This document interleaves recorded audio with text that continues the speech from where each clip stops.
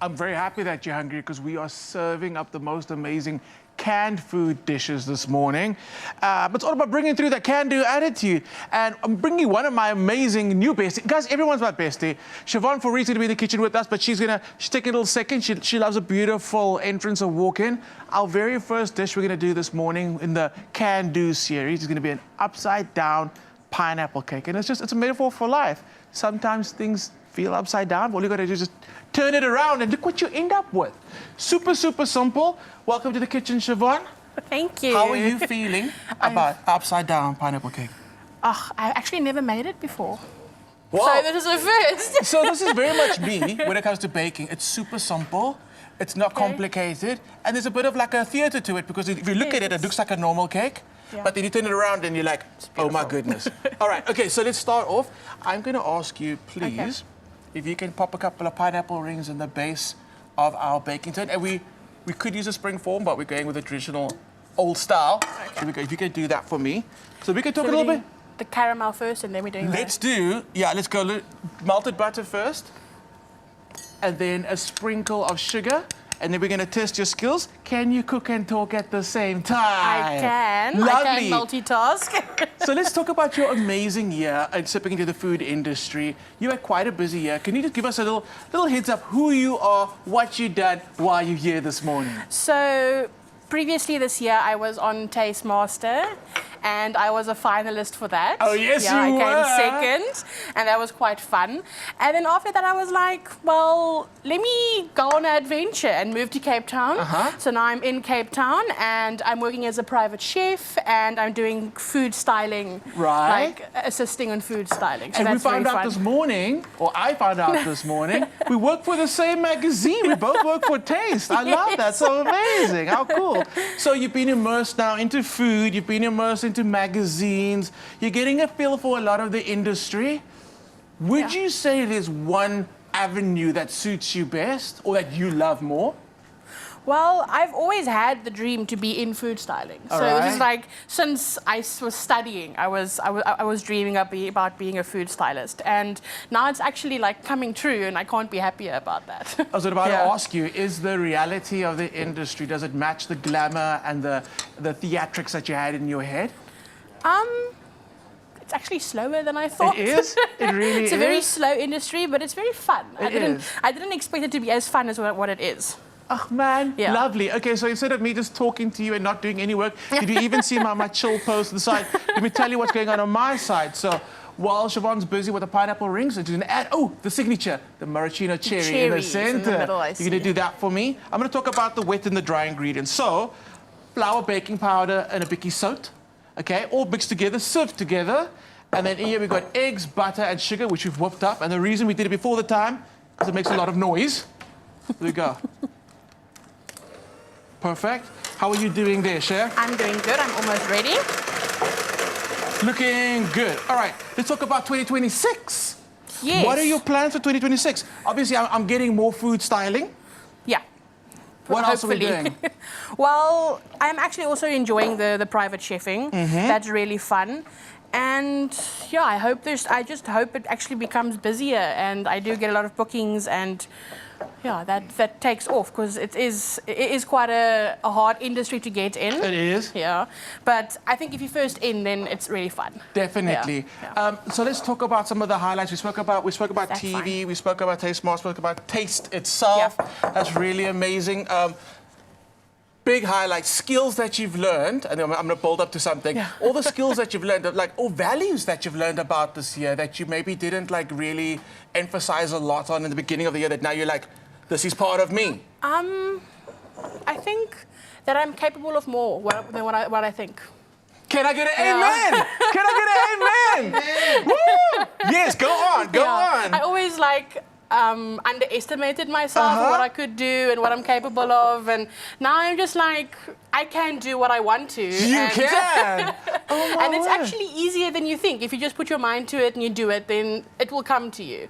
It's about the good positivity of it and wanting it badly. You thought you came for a slice of cake, you need a slice of life this morning, which leads me to my next question. Yes. You've taken on so much this year. You took on TV, you took on magazines. Like, if you just put into a bubble everything that's happened to you this year, it's quite a lot. Yeah. But the whole, but you started that momentum. It came from you. It didn't just fall in your lap. Yeah. What advice do you have to people that are looking at you going, oh my word, the year that she's had, I want some of that next year. What advice do you have for them? Or even this year, I mean, we're not done. The year's still there. We're still October. For people who just want to like pursue their dreams, it sounds easy just to go, just do it. But like you are literally the example of just do it. You did it, and look where you are today. So please talk to the people and like, what advice do you have for them? So basically, if something scares you, do it. Because if something scares you, that means it's a good thing. Because you're putting yourself out of a comfort zone, and that's how you're going to grow. Right. So in the beginning, I was very scared about entering Tastemaster and moving to Cape Town and all these doubts. And I just did it. And I was like, it's going to work. If I believe in myself, it's going to work. Oh, my word. So that is some advice if you... Let me take off my shirt. Not my whole shirt, calm down. Goosebumps. I legit have goosebumps talking to you this morning. Yeah. That is phenomenal. It's so inspiring. Maybe now's the time to ask you. Can I help you? Would you? Yes, please. Would you? How do you feel about pineapple cake? After all the deep, like meaning, like full conversation, pineapple cake. Is it something you're into? I know you said you haven't made it before.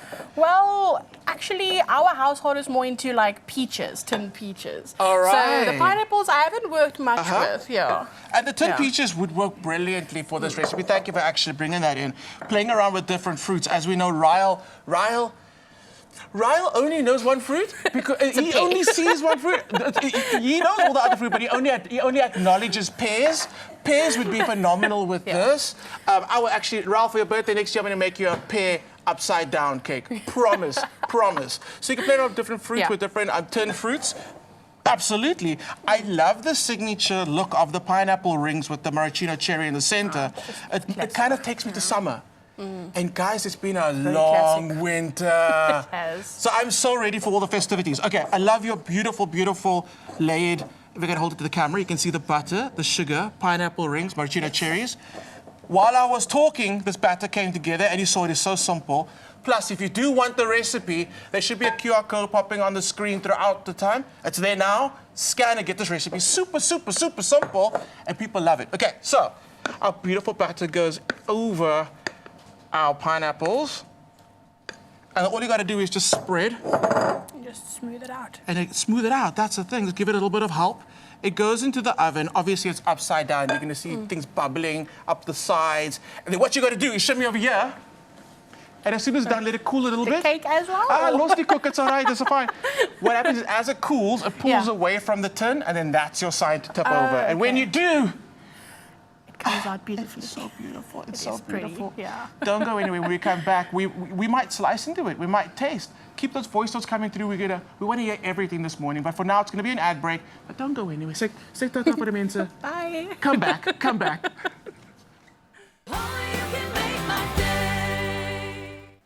Welcome back to the kitchen for another installment of the Culinary Hotline. Bling! Ting, ting, ting.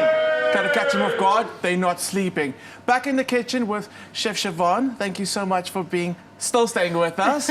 We want you to get involved as well, so please get your voice notes coming through this morning. We want to hear your absolute favorite tinned fruit, or if you have any questions in general about what we're making this morning, or any foodie conundrum, please send those voice notes through to the number 0630369649. And I do believe we actually have a voice note ready. Not yet, not yet. They're saving it. Go. So, Siobhan, we made a beautiful pineapple, upside down pineapple cake. We've had to fight people off because we've been trying to get into it. Now we're going to make another super simple and delicious hand pie. I don't know what like the proper term for them is, but just a hand pie.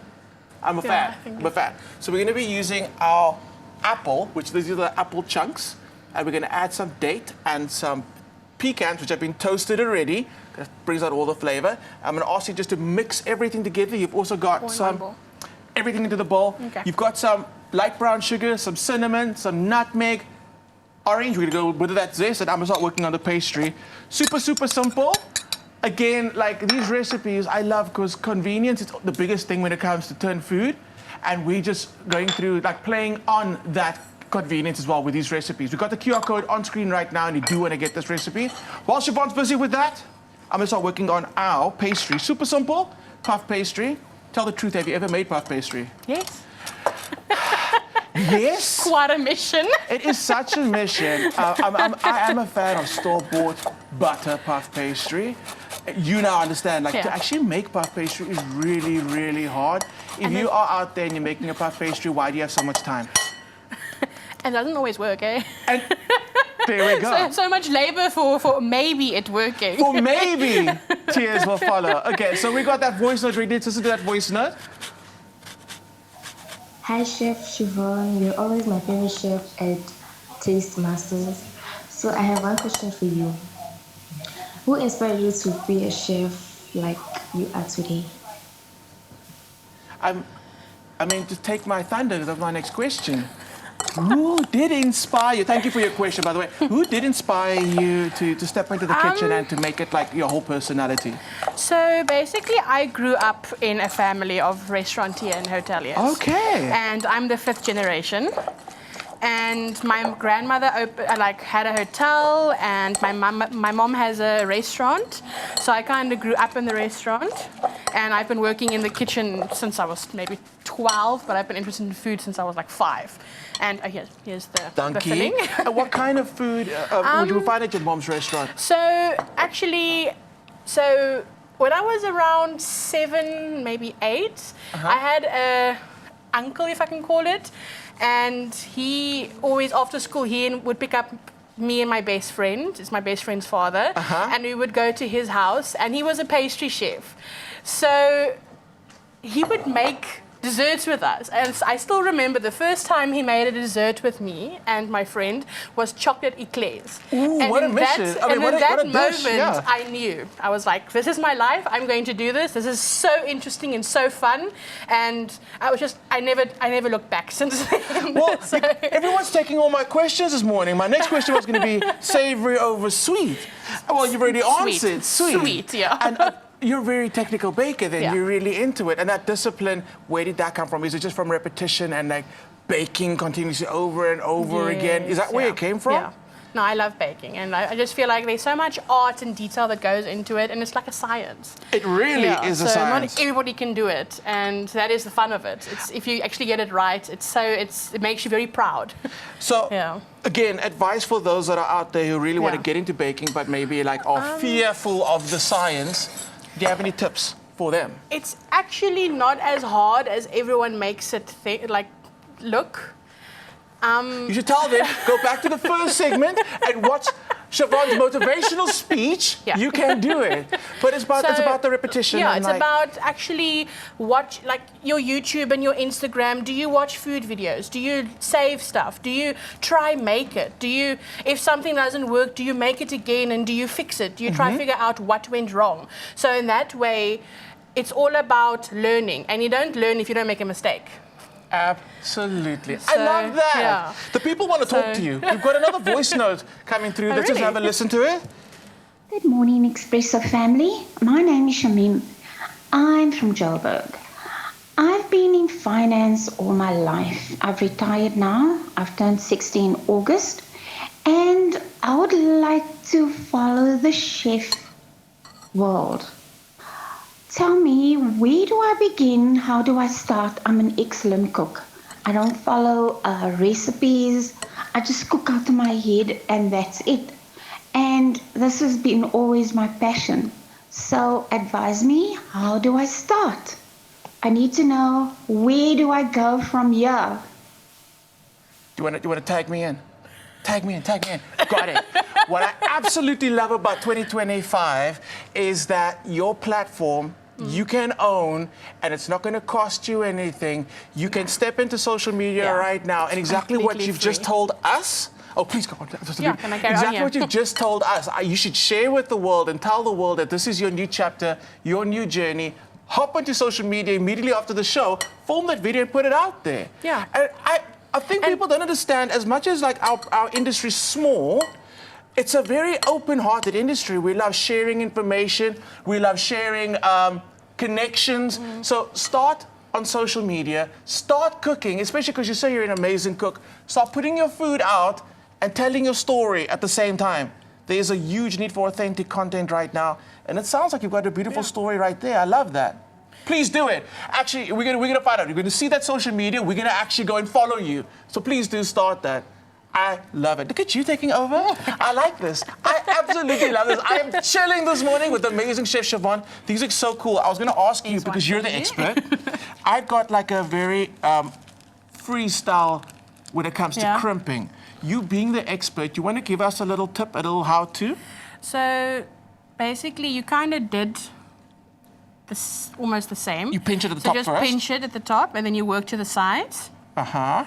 And then normally I would take like some flour and dust my fork in flour and then just press all along. But if you don't have flour, it's kind of going to stick to the fork. So, but now I'm trying to just show you how.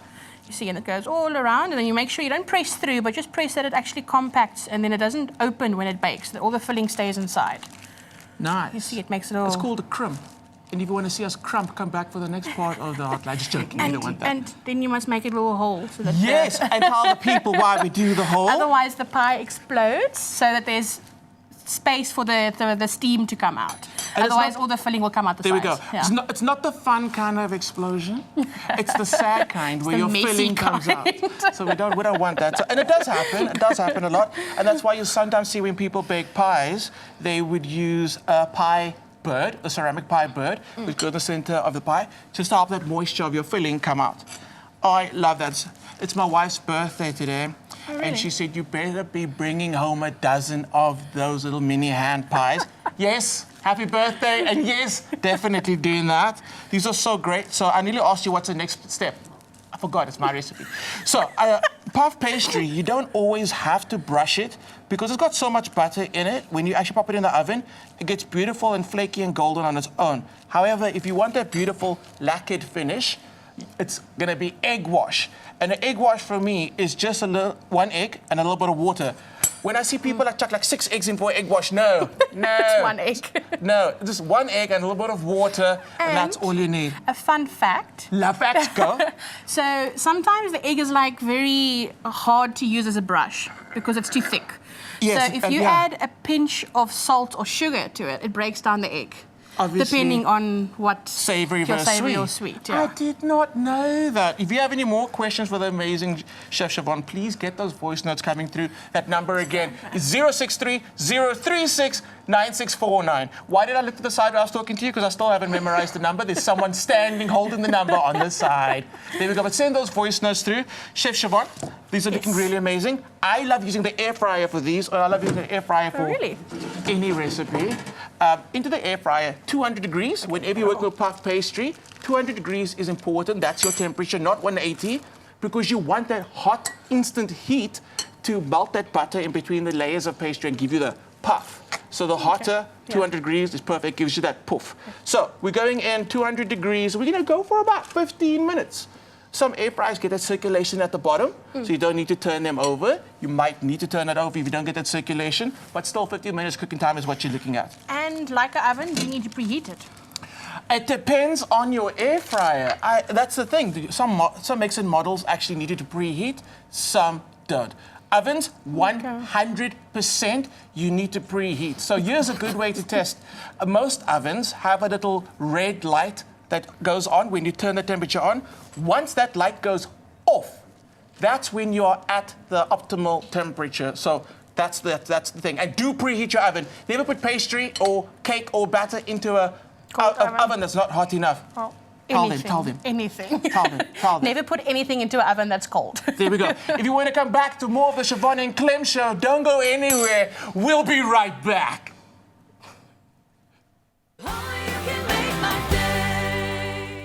It's my feel-good breakfast show. Welcome back into the kitchen for the final installment of the Culinary Hotline Bling. Ting.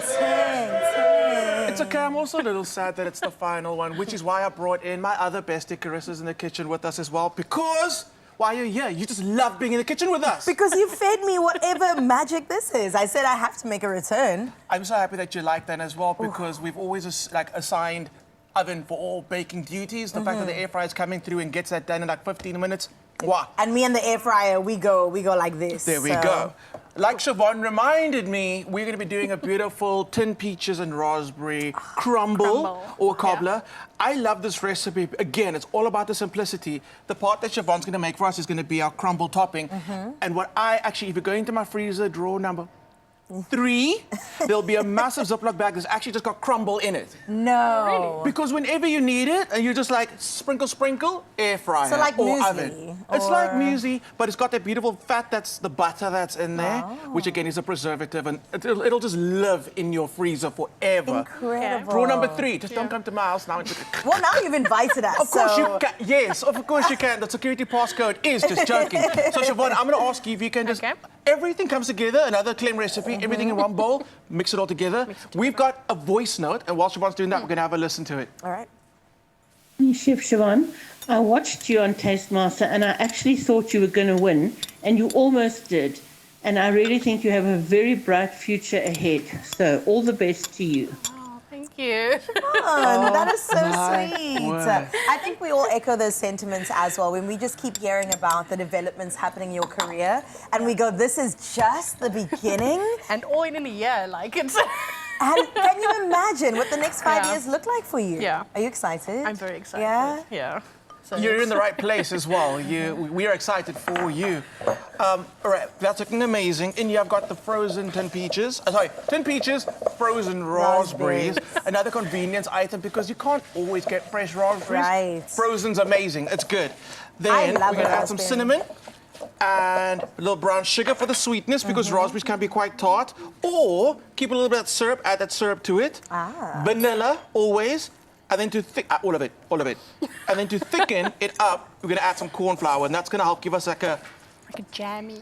jammy sauce kind of vibe. So you're telling me this is healthy. We've got 2 fruits, we've got oats. You know what I'm saying? Like... I'm gonna check with Ryle Okay. if it counts Don't as ask healthy. Ryle. Don't ask Ryle. Don't ask Ryle. But we've got a lot of fruits going on here, exactly, and you can add more. There's no limit to like how many fruits you can add.